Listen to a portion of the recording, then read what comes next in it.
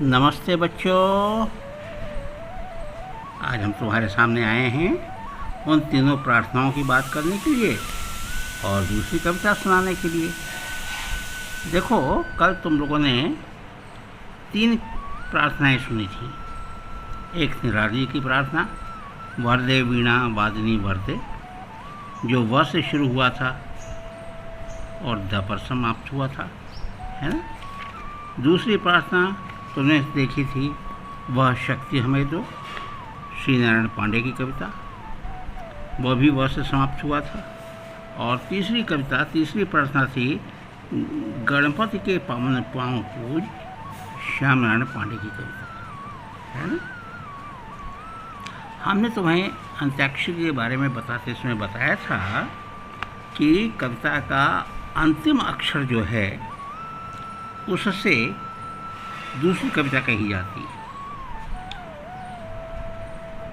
कविता कोई भी हो सकती है, कहीं की भी हो सकती है, लेकिन वो बिल्कुल दूसरी होगी, है ना। अब जैसे देखो, वरदे वीणा वादनी वरदे में वरदे ये द अंतिम अक्षर आता है। अब अंत्याक्षरी के अनुसार द से हमें दूसरी कविता कहनी है ना। तो देखो, सुनो। दुख की पिछली रजनी बीच, दुख की पिछली रजनी बीच, विकसता सुख का नवल प्रभात, एक पर्दा यह झीना नील, छिपाए हैं जिसमें सुख गात, जिसे तुम समझे हो अभिशाप, जगत की ज्वालाओं का मूल, ईश का वह रहस्य वरदान, कभी मत जाओ इसको भूल, विषमता की पीड़ा से व्यस्त हो रहा स्पंदित विश्व महान, यही दुख सुख की विकास का सत्य, यही दुख सुख के विकास का सत्य, यही भूमा का मधुर गान। ये जयशंकर प्रसाद की कविता है ना। तो ये द से शुरू हुआ। अब दूसरी प्रार्थना हमने की थी, तुमको बताई थी, वह शक्ति हमें दो दया दे दे। इसमें ये समाप्त होता है व से। तो अब देखो, एक दूसरी कविता हम सुना रहे हैं व से। वह कली के गर्भ से फल रूप में अरमान सजाया, देख तो मीठा इरादा किस तरह से तान आया। वह कली के गर्भ से फल रूप में अरमान आया, देख तो मीठा इरादा किस तरह से तान आया। डालियों ने भूमि रुख लटका दिए फल, देख आली मस्तकों को दे रही संकेत कैसे वृक्ष माली। फल दिए या सिर दिए तरकी कहानी, गूंज कर युग में बहती बताती चल जवानी। यह दूसरी कविता है। ये है माखनलाल चतुर्वेदी, एक भारतीय आत्मा की कविता, है ना। अब उसके बाद तीसरी प्रार्थना हमने तुम्हें सुनाई थी, गणपति के पावन पाँव पूज, है ना। तो इसमें अंत में ल अक्षर आता है। तो ल से सुनो। लक्ष्मी थी या दुर्गा थी या स्वयं वीरता की अवतार, देख मराठे पुलकित होते उसकी तलवारों के वार, सैन्य भेदना व्यूह तोड़ना यह थे उसके प्रिय खिलवाड़, महाराष्ट्र कुल देवी उसकी वह आराध्य भवानी थी, बुंदेले हर बोलों के मुख हमने सुनी कहानी थी, खूब लड़ी मर्दानी वह तो झांसी वाली रानी थी। ये कविता सुभद्रा कुमारी चौहान की है, झांसी की रानी लेकर, है ना। तो इसी तरीके से कविताओं का अंतिम अक्षर जो है वह उससे कविता सुनाई जाती है। तब देखो, ये था से समाप्त हुआ। अब था से दूसरी कविता सुनो। थूके मुझ पर त्रैलोक के भले ही थूके, जो कोई जो कह सके कहे क्यों चूके, छीने न मातृपद किंतु भरत का मुझसे, तेरे राम दुहाई करूं और क्या तुझसे, कहते आते थे, यही अभी नर नारी, माता न कुमाता, पूत कपूत भले ही।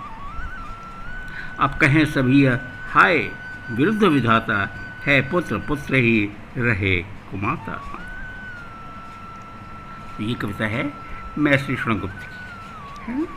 तो इसी तरीके से कविताएं कही जाती है बेटा। और देखो आगे हम चलते हैं फिर दूसरी कविता। अब हमने तुम्हें एक उदाहरण दे दिया, इसी तरीके से अंतिम अक्षर से कविताएं कही जाती हैं। अब देखो, चारु चंद्र की चंचल किरणें खेल रही थीं जल थल में, स्वच्छ चांदनी बिछी हुई थी अवनी और अंबर तल में, पुलक प्रकट करती थी धरती हरित तृणों की नोकों से, मानो झूम रहे हैं तरु भी मंद पवन के झोंकों से। तो ये च से कविता शुरू हुई और समाप्त हुई स से। अब देखो, अब स से दूसरी कविता तुम देखो।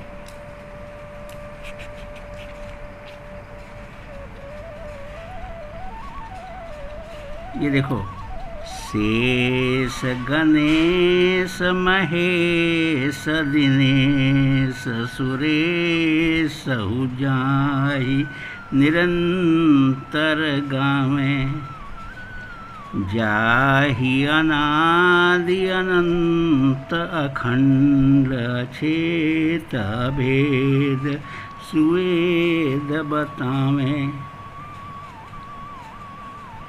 नार से सुव्यास रचे पचिहार मुनि पावन पावें, ताहि अहीर की छो हरियाँ छछिया भर छा चपे नाच नचावें।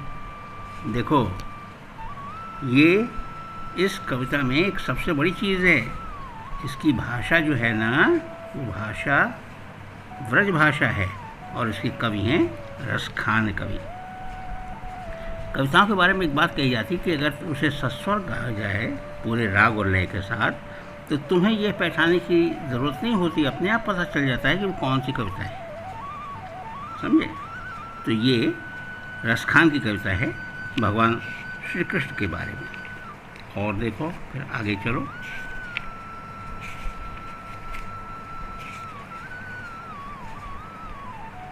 फिर देखो, हा से, है बिखेर देती वसुंधरा मोती सबके सोने पर, रवि बटोर लेता है उसको सदा सवेरा होने पर, और विराम दायिनी अपनी संध्या को दे जाता है, शून्य श्याम तनु इससे उसका नया रूप झलकाता है ना। तो ये देखो, ये शाम का दृश्य है और इसके कवि हैं मैथिली शरण गुप्त, है ना। तो इसी तरीके से बच्चे इन कविताओं को कहा जाता है। और आज हम यहीं समाप्त करते हैं, आगे फिर हम दूसरी कविताएं सुनाएंगे, है ना। तो आज के लिए नमस्ते।